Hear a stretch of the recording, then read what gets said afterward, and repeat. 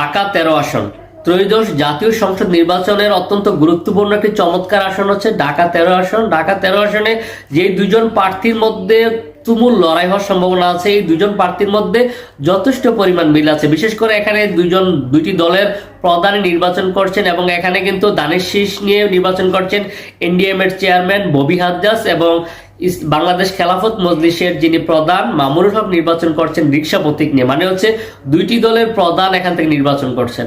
আমাদের বাংলাদেশে আর কোনো আসনে এরকম সরাসরি দুই দলের প্রধান মুখামুখি না হলেও এখানে দুই দলের প্রধান মুখামুখি হয়েছেন। এই দুইটা মানে এই আসনটা হচ্ছে মোহাম্মদপুর এলাকা নিয়ে গঠিত।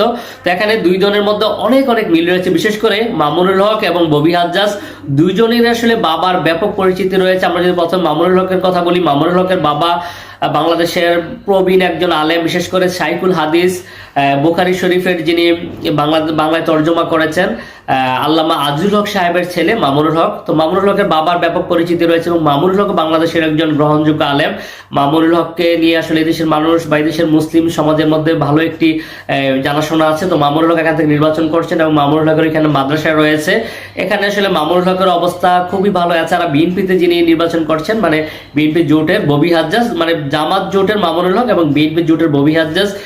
ববি হাজ্জাজ খুব ফেমাস ফ্যামিলির একজন মানুষ। বিশেষ করে আপনারা জানেন যে মুসা বিন শমশের সাহেবের ছেলে হচ্ছেন ববি হাজ্জাজ। তো ববি হাজ্জাজ এখানে আসলে ব্যাপক জনপ্রিয়তা রয়েছে ববি হাজ্জাজের।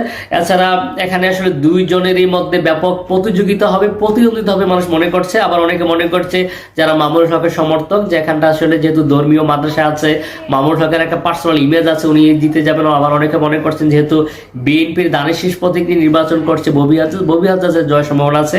এই আসনটা থেকে 2008 সালে নির্বাচিত হয়েছিলেন আওয়ামী লীগের জয়েন্ট সেক্রেটারি জাহাঙ্গীর কবির নানক এবং এর পরবর্তীতে 18 সালে নির্বাচিত হয়েছিলেন সাদেক খান। 24 সালে জাহাঙ্গীর কবির নানক আবার নির্বাচিত হয়েছিলেন। তো আপনারা আসলে কি মনে করছেন, এখানে আসলে কি ববি হাজ্জাজ নির্বাচিত হবে না মামুনুল হক? অবশ্যই মন্তব্য করে জানাবেন। শেষ করছি, আল্লাহ হাফেজ।